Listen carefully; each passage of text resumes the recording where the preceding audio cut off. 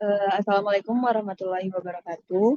Alhamdulillahirrabbilalamin. Wassalatu wassalamu ala asrofil anbiya'i wal mursalin wa ala alihi wa sahbihi rasulillahi ajmain.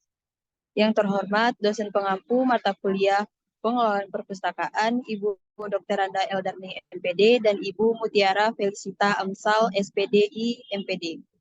Pada video kali ini kami akan menjelaskan tentang penyusunan kartu katalog dan penyajian koleksi. Lanjut. Adapun video ini dibuat oleh kelompok 3 yang beranggotakan saya Rahmadini dengan NIM 21004027, kemudian ada Sarifah Aini dengan NIM 21004135, Septia Eka Putri dengan NIM 21004137, dan Yunita Lastri dengan NIM 21004036. Lanjut. Adapun topik pembahasan yang akan kami bahas pada video kali ini yaitu pertama mengenai definisi kartu katalog, kedua ciri-ciri kartu katalog, ketiga manfaat kartu katalog, keempat cara katalogisasi buku perpustakaan, yang kelima kendala yang dihadapi dalam penyusunan kartu katalog dan cara mengatasinya, dan yang keenam penyajian koleksi. Lanjut. Untuk materi pertama akan disampaikan oleh Sarifah Aini. Kepada Sarifah Aini dipersilahkan. Baik, terima kasih moderator. Saya Sarifah Aini dengan NIM 21004135 akan menjelaskan materi pertama. Yang pertama itu definisi kartu katalog. Kartu katalog adalah kartu fisik atau digital yang berisi informasi bibliografi tentang suatu buku atau sumber informasi lainnya di perpustakaan. Kartu-kartu ini digunakan untuk membantu pencarian dan identifikasi bahan pustaka dalam koleksi perpustakaan. Menurut Dr. Sutrisno Hadi, kartu katalog adalah kartu yang berisi informasi tentang bahan pustaka seperti buku, majalah, atau materi lainnya yang disusun secara sistematis untuk memudahkan pencarian. Next. Materi kedua itu ada ciri-ciri kartu katalog. Yang pertama itu judul buku. Nama lengkap buku dicantumkan di bagian atas kartu.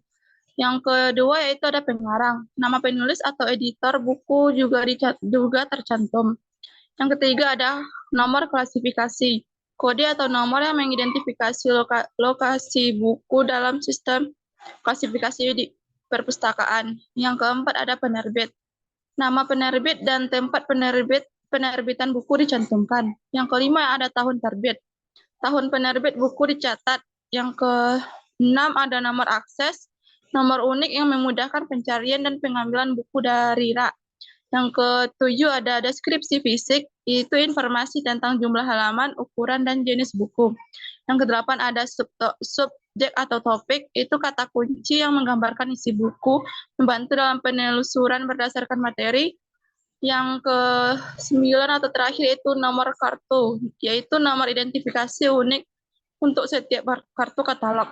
Kartu katalog tradisional biasanya terbuat dari kertas, tetapi dengan kemajuan teknologi sebagian besar perpustakaan beralih ke sistem katalog elektronik. Sekian materi dari saya. Selanjutnya saya kembalikan kepada moderator. Terima kasih. Baik, terima kasih kepada Sarifah ini. Selanjutnya materi kedua yang akan disampaikan oleh Yunita Lastri. Kepada Yunita Lastri dipersilakan. Baiklah, sebelumnya terima kasih moderator. Saya Yunita Lastri akan melanjutkan materi mengenai manfaat kartu katalog.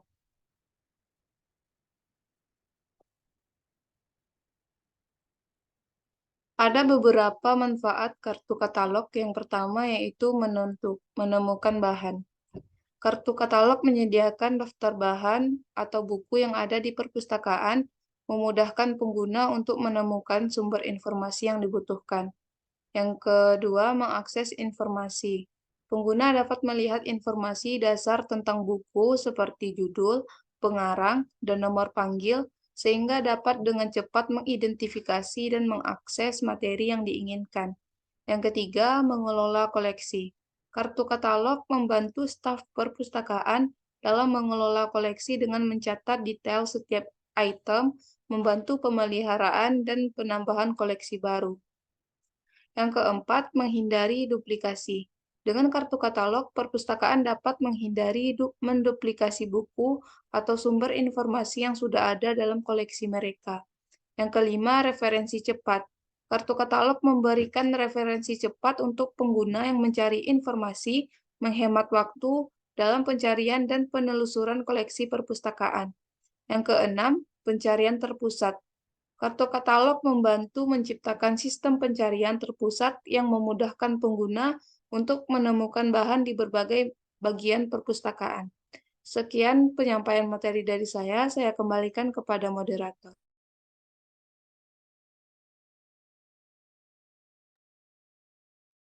Baik, terima kasih kepada Yunita Lastri. Selanjutnya materi ketiga yang akan disampaikan oleh Septia Eka Putri. Kepada Septia dipersilahkan. Baik, terima kasih moderator. Sebelumnya perkenalkan nama saya Septia Eka Putri dengan NIM 21004137. Di sini saya akan menyampaikan materi tentang cara katalogisasi buku perpustakaan. Next. Baik, di sini proses katalogisasi buku perpustakaan atau cara katalogisasi perpustakaan berpedoman pada AACR2R, yaitu Anglo-American Cataloging Rules Second Edition pada tahun 1988 revision, yang mana akan menentukan beberapa hal ini sebagai langkah atau cara katalogisasi perpustakaan. Yang pertama yaitu deskripsi bibliografi, terus penentuan tajuk entry utama dan entry tambahan, lalu penentuan tajuk nama orang dan badan korporasi. Next. Lalu materi yang kelima itu kendala yang dihadapi dalam penyusunan. Next. Baik, di sini ada beberapa hal yang harus kita perhatikan di dalam kendala penyusunan kartu katalog. Yang pertama itu keterbatasan ruang, perubahan informasi, kesalahan manusia, perubahan teknologi, keterbatasan aksesibilitas, kesulitan pencarian, kerusakan fisik, dan integrasi sistem. Dengan mengidentifikasi dan mengatasi kendala-kendala ini, penyusunan kartu katalog dapat menjadi lebih efisien dan efektif dalam mendukung pengelolaan kartu perpustakaan atau koleksi perpustakaan. Next. Baik, sekian penyampaian materi dari saya. Saya kembalikan kepada moderator. Terima kasih. Baik, terima kasih kepada Septia Eka Putri. Selanjutnya kita masuk ke materi penyajian koleksi. Next.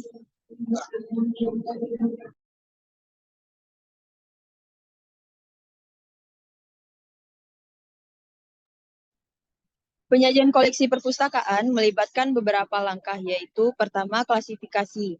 Pengelompokan materi berdasarkan topik atau subjek tertentu menggunakan sistem klasifikasi tertentu seperti Dewey Decimal Classification atau Library of Congress Classification. Kedua, penandaan, memberikan penandaan atau label pada koleksi untuk memudahkan pengguna menemukan dan mengakses materi tertentu. Yang ketiga, pengindeksan, yaitu pembuatan indeks atau daftar kata kunci untuk membantu pencarian dan temuan materi dengan cepat.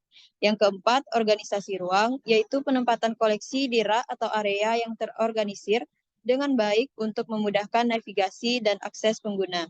Yang kelima, pengelolaan sirkulasi, yaitu menyusun sistem peminjaman dan pengembalian bahan perpustakaan, serta melacak status peminjaman. Next. Yang keenam, pameran dan display, yaitu menyajikan koleksi melalui pameran atau display untuk menarik minat pengguna dan mempromosikan bahan-bahan tertentu. Yang ketujuh, sistem informasi perpustakaan atau ILS, yaitu penggunaan sistem komputer untuk mengelola informasi perpustakaan, termasuk katalog online, peminjaman, dan pencarian. Yang ke-8, pelatihan pengguna, yaitu memberikan panduan dan pelatihan kepada pengguna perpustakaan untuk memastikan pemanfaatan koleksi dan layanan perpustakaan. Dan yang ke-9 yaitu evaluasi dan pembaruan, meliputi melakukan evaluasi rutin terhadap koleksi perpustakaan, mengidentifikasi bahan yang perlu diperbarui atau ditambah, serta mengikuti perkembangan baru. Next. Nah, dari materi yang telah kami sampaikan tadi, maka dapat disimpulkan bahwa kartu katalog adalah kartu fisik atau digital yang berisi informasi bibliografis tentang suatu buku atau sumber informasi lainnya di perpustakaan. Kartu-kartu ini digunakan untuk membantu pencarian dan identifikasi bahan perpustakaan dalam koleksi perpustakaan. Menurut Dr. Sutrisno Hadi, kartu katalog adalah kartu yang berisi informasi tentang bahan perpustakaan seperti buku, majalah, atau materi lainnya yang disusun secara sistematis untuk memudahkan pencarian. Next. Baik, sekian penyampaian materi dari kelompok 3. Mohon maaf atas kesalahan dan kekurangannya. Terima kasih. Wassalamualaikum warahmatullahi wabarakatuh. Waalaikumsalam warahmatullahi wabarakatuh.